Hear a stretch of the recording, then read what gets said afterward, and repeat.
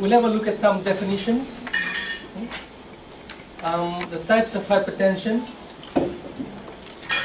risk factors, diagnosis, and more importantly, blood pressure measurement and how we make a diagnosis. White coat hypertension, we'll touch on that a little bit. The treatment, resistant hypertension, and when we should discontinue therapy. Okay? All right.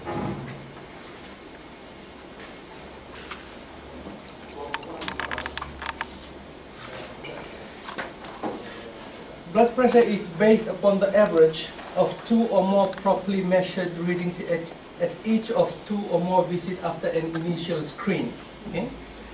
Now, there's going to be a lot of guidelines and definitions we're going to look at after this and make comparatively. And again, I'll leave it up to you, the home counter, if you want to choose. But there's not much differences.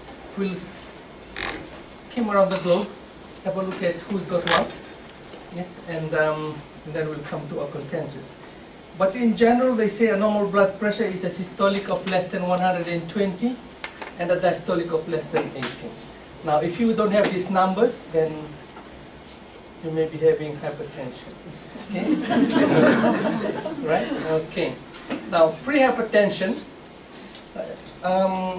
it's not coming out in there, but I think this is a definition because I saw in your your course outline, they included JNC7 in the course outline.